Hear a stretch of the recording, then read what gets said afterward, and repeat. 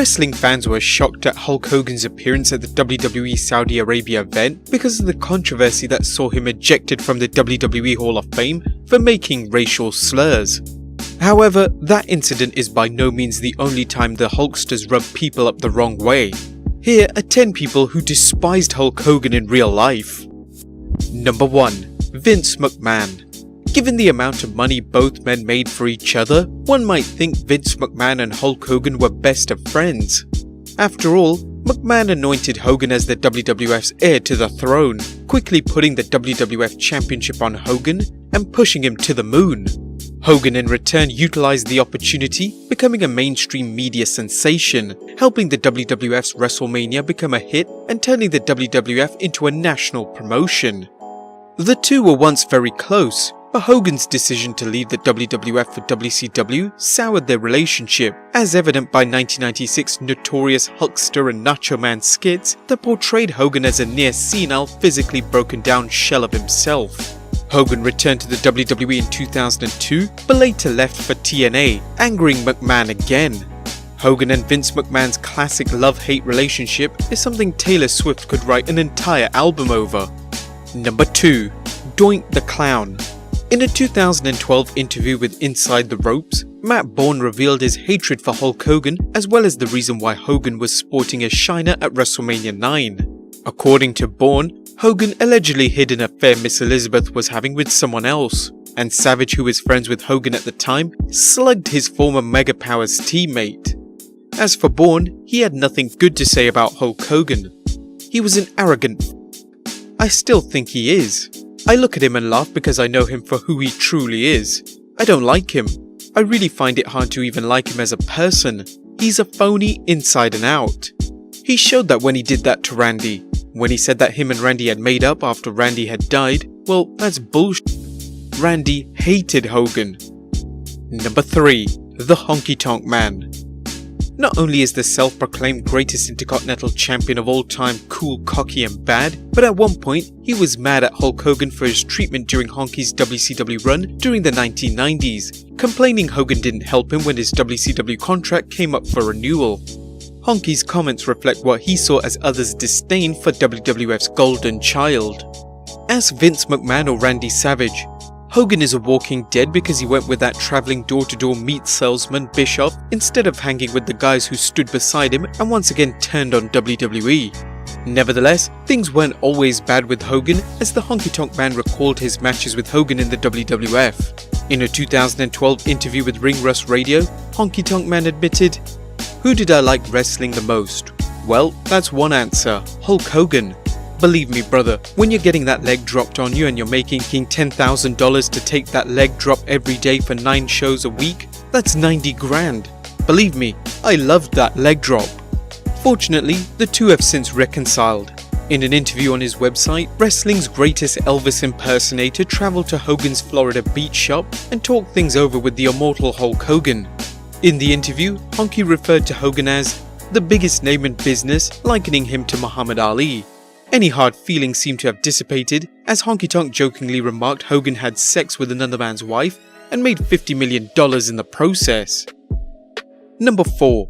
Randy Savage. Like Vince McMahon, the Macho Man had a classic love-hate relationship with Hogan, seeing them go from best of friends to the worst of enemies. Savage's well-known jealous streak of his then-wife Miss Elizabeth apparently reared its ugly green head during the period when Savage and Hogan worked as the Mega Powers under the guidance of the lovely Elizabeth. Even though the Hogan-Savage feud was supposed to be a work, Savage grew jealous of the storyline attention being paid to Hogan by Elizabeth.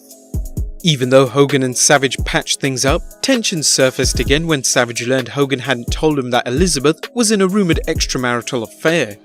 As mentioned earlier, rumour has it Savage slugged Hogan the night before WrestleMania 9.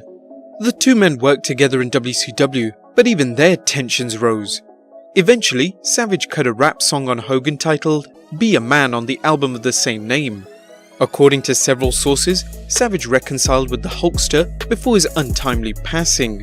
In an appearance on Sean Waltman's 12360 podcast, Savage's brother Lanny Poffo noted, "About a month before Randy died, my brother took my mom to the cardiologist and the nurse said, 'Hulk Hogan is here.'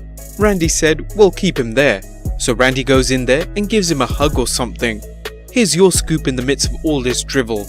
Randy had a blank U list a mile long, right? It seemed like the last 2 months of his life he went around making amends to everybody that he ever had any problem with, including Hulk Hogan. Number 5. Scott Steiner. Big Papa Pump's explosive temper is legendary, whether it's his infamous shoot on Ric Flair during an episode of Nitro, or the time he hit a Georgia road worker with his car after wrestling's genetic freak was told an exit ramp was closed. According to rumours, Steiner became disgusted with Hogan during their time in WCW when Hogan's creative control clause led to constant scheduling changes, enraging the Michigan State alumni, whose anger issues made the Incredible Hulk look like Mr. Rogers. Things worsened during Hogan's run in TNA. TMZ Sports reported that Steiner was on board a plane with Hogan's wife Jennifer McDaniel when he threatened the Hulkster's life, leading to Jennifer calling Hogan, who in turn called the police. This led to Steiner being banned from 2015's WWE Hall of Fame ceremony. Number 6. Bret Hart. The excellence of Execution's beef with Hogan dates way back to 1993 when Bret Hart believed he was being groomed to become the WWF's undisputed #1 babyface. According to Hart, Vince McMahon told the Hitman he'd drop the WWF Championship to Yokozuna at WrestleMania 9 and watch as Hulk Hogan won the belt from Yoko that same night. This would eventually lead to a SummerSlam main event where Hogan would drop the belt to Hart, passing the torch to the rising star. According to Hart, he'd shook hands with Hogan at WrestleMania 9 and Hogan had promised to drop the belt. Hart even claimed the WWF had shot some promotional photos hyping the SummerSlam showdown. However, that didn't happen as Hogan dropped the belt to Yokozuna at 1993's King of the Ring. According to Hogan, he never said he was going to drop the belt to Hart, and in his memoir Hollywood Hulk Hogan, he explains, "But before we got to King of the Ring a month later, Bret Hart got in my face and said, 'You son of a bitch, Vince McMahon told me you wouldn't drop the belt to me.' I said, 'Brother, I'm dropping the belt to Yokozuna. That's the deal I made.' And Bret said, 'That's not what Vince told me. He said you wouldn't drop the belt to me because I'm not in your league and I couldn't lace your boots up.' According to Hogan, he, Hart and Vince McMahon met to discuss the matter, and when Bret told Vince, 'Didn't you tell me that Hulk Hogan wouldn't drop the belt to me?' Vince replied, 'Bret, that's just what you thought you heard.' The situation worsened after Hogan dropped the belt as Hart confronted Hogan after the match, reminding him he'd promised to drop the belt to him, not Yokozuna. Hart claims he went off on the Hulkster telling him, 'On behalf of myself, my family, and most of the boys in the dressing room, you can go fuck yourself.' While Hart worked with Hogan in WCW again, his opinion of Hogan hadn't changed, and he felt his WCW career was hindered partly due to Hogan's creative control and politics backstage. Number 7. Jesse the Body Ventura. Jesse Ventura was a man who was ahead of his time, whether it was his career in the wrestling industry or his unexpected election as governor of Minnesota. He transitioned from an in-ring career due to an Agent Orange related disability to become wrestling's hottest color commentator. While heel color commentators existed before Ventura, Ventura took things to the level of art, getting over with his catchphrase, "I tell it like it is," and spawning endless imitators. Ventura also rallied wrestlers to form a union, seeking benefits and a better workforce for them when they couldn't be exploited by promoters. Ventura, who was friends with Hulk Hogan, tried to enlist the WWF champion to his cause. Unbeknownst to the Body, Hogan ratted him out to Vince McMahon, killing any chance of unionization, and nearly costing Ventura his job. It wouldn't be until years later when Ventura sued the WWF for royalties from his commentary on Coliseum home videos that he learnt Hogan had sold him out. Hogan denies this, but the two reportedly are still at odds. Number 8. Shawn Michaels.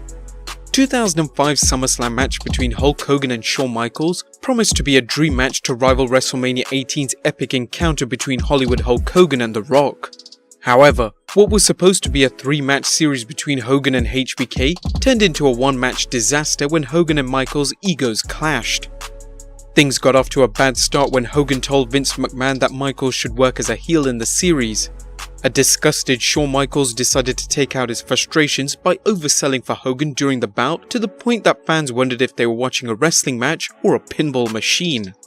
Needless to say, the match was a disaster, and Michaels only made things worse when he appeared on Raw the next night and sarcastically said he was no match for Hogan's incredible wrestling prowess.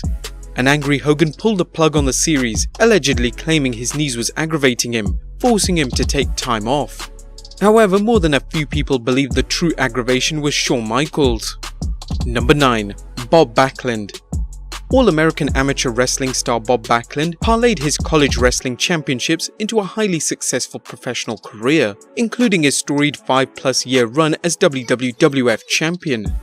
However, when Vince McMahon bought the WWF from his dad Vince Sr., he decided to replace Backlund with the more glamorous Hulk Hogan. Backlund, who prided himself on his amateur wrestling credentials, wasn't thrilled at the thought of Hogan carrying the WWF banner. Decades later, Backlund would voice his opinion. He didn't meet the standards outside the ring to be able to represent the WWF. Did the WWE fire him recently? Because I would have fired him 30 years ago. He was saying one thing and doing another. And number 10. The Undertaker. Last but not least is the Phenom, a man who served as the WWF and WWE's cornerstone through the 90s and the 2000s.